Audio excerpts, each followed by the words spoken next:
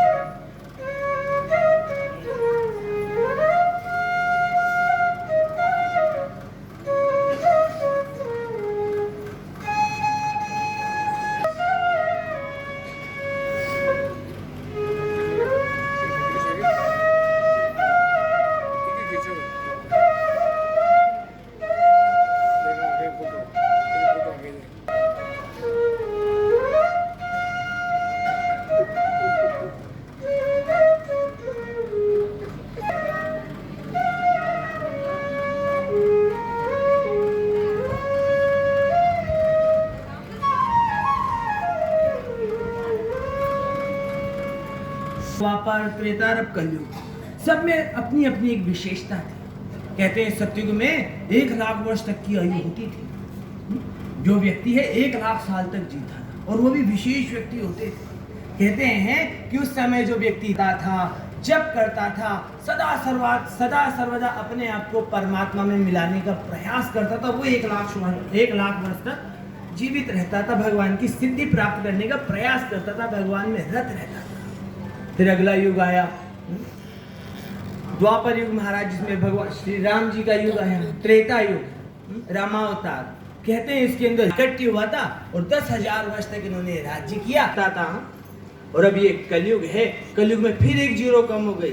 कहते हैं 100 वर्ष की आयु, और 100 वर्ष की भी ऐसे नहीं, इसे भी विभाजित कर दी गई कि 25 वर्ष पहले, सबसे पहले स्टार्टिंग से लेके 25 वर्ष तक ब्रह्मचर्य। ब्रह्मचर्य का अर्थ हो गया थ्योरी, आपको अपने भविष्य में क्या करना है उसको सीखने की तैयारी। ब्रह्मचर्य पढ़ना, पढ़ाना, अपनी इंद्रियों पर काबू रखना, वेदों का अध्ययन करना, जिस भी क्षेत्र में आप आगे जा रहे हैं उसको समझना। फिर कहते हैं 25 वर्ष के बाद 50 वर्ष तक गृहस्थ, 25 के बाद में 28-29 तक शादी हुई, 29 के बाद में जैसी 30 की गणना होती है तो एक मन में 30 आती है। 30 का अर्थात थोड़ी सी जलन दूसरे के प्रति, और आवश्यक है ये, क्योंकि ये समय जो आपने थ्योरी सीखा है 51, 52, 53, वो गिनती धक्का दे रही कि चलो वन में। वन का अर्थात कहाँ है वन? कहीं नहीं। वन का अर्थात महाराज जो हमारा नया वंश है, वो 20-22 साल का जो युवा बालक बालिका, उसके ऊपर धीरे धीरे अपना कार्यभार छोड़ो, उसको ध्यान नजर रखो, विवेक से उसे कार्य करने और खुद हरि में जाइए।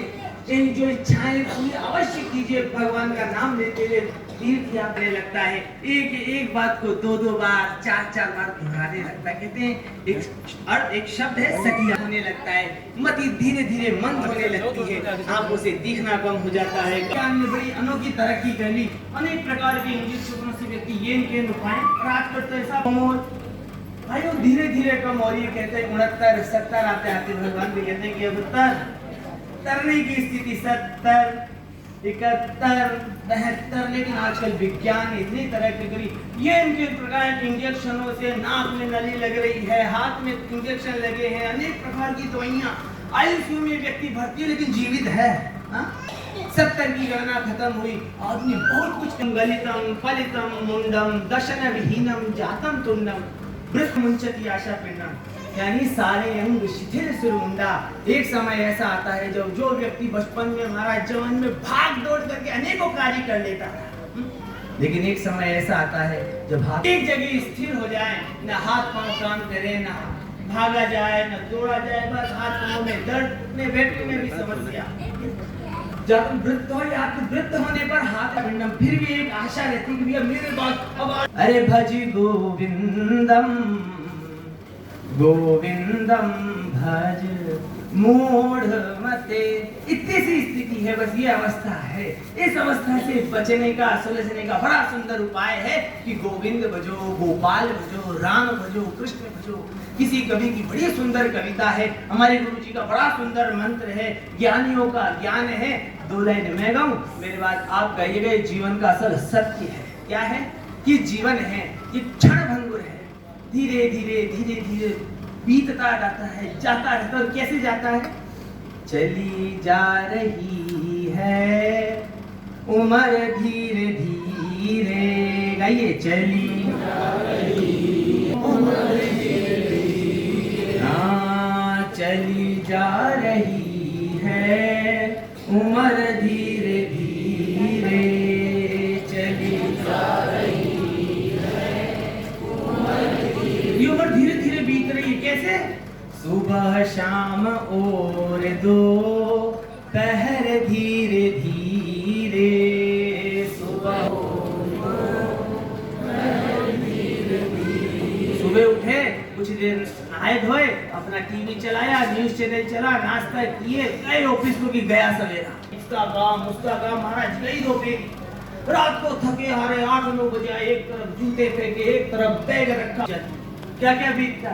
चली जा रही है उम्र धीरे धीरे, चली जा रही है उम्र धीरे धीरे, बचपन भी बीता जवानी भी बीती, बचपन भी बीता जवानी भी बीती, हाँ बचपन भी बीता जवानी भी बीती, बचपन भी धीरे बुढ़ापे का होगा असर धीरे धीरे।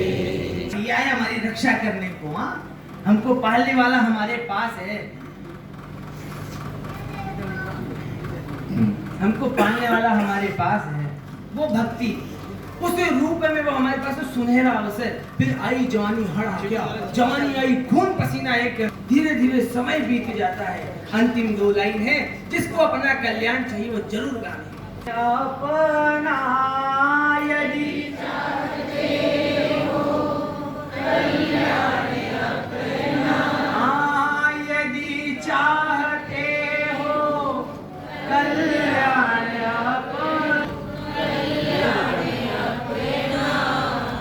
जपो कृष्ण माधव मगर धीरे धीरे, जपो राम राघव मगर धीरे धीरे का अर्थात है आनंद से, महाराज आलक की पालक की कमर सीधी करके करो तो बहुत अच्छा, कि नहीं महाराज वहाँ तो नीचे न बैठे जाए, कुर्सी पे सोफे पे बैठो, नहीं महाराज सर्दी ज्यादा है कंबल ओढ़ लो, नहीं महाराज गर्मी ज्यादा है महाराज बाथरूम में टब में जाके स्विमिंग पूल में बैठ जाओ, लेकिन आनंद से आपको सहूलियत हो, जरूरी नहीं ध्यान करो यज्ञ करो उसमें करो, बहुत अच्छी बात है, भगवान ने दिया जरूर करना चाहिए, दान दक्षिणा करो बहुत श्रेष्ठ बात, लेकिन महाराज कुछ नहीं तो क्या करें कि जपो, हृदय से जपो, हमारे जपने से किसी आनंद से सहूलियत से हरि के श्री चरणों में बैठकर अपना मन उसको दे दीजिए। वो मन ही मांगता है तन से, लेकिन मन सदा सर्वदा है, परमात्मा मन की कामना करता है। जय श्री कृष्ण। लेकिन आत्मा भगवान के धाम में गए हैं, मानो दरबार खुले ही हैं, ऐसे समय भगवत प्राप्ति हुई है।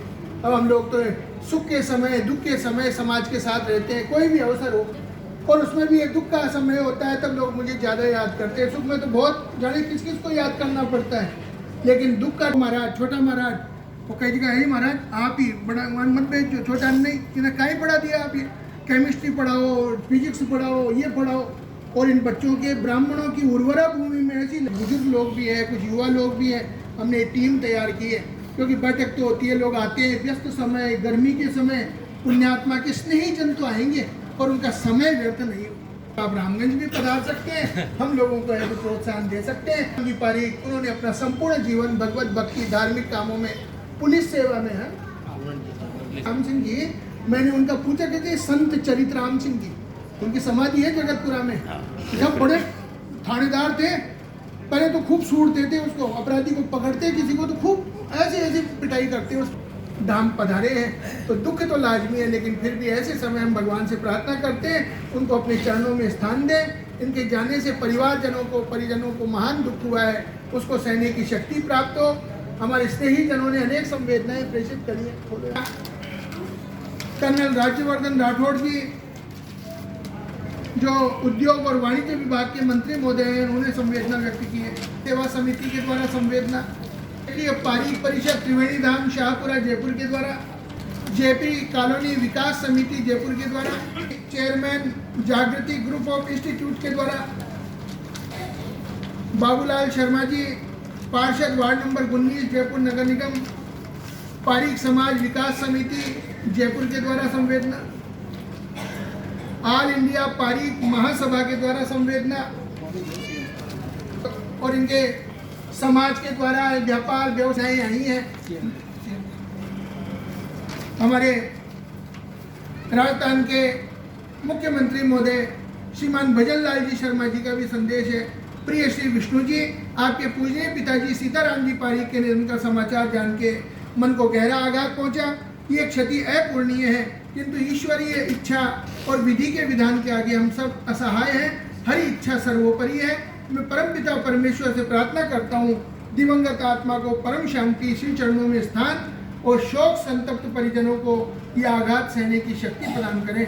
भजन लाल शर्मा जी, ज़्यादा आपकी उपस्थिति, आप लोग प्रत्यक्ष परोक्ष रूप से पधारे, तो आप परिवार आपका भी आभारी है। इनके परिवार में इनके पुत्रजन, इनके भाई हमारे पूरन जी पधारे हैं, तो सब तुलसी दल का सेवा करें। 2 नाम नारायण के, उसके बाद श्रद्धांजलि। श्रीमन नारायण नारायण नारायण नारायण।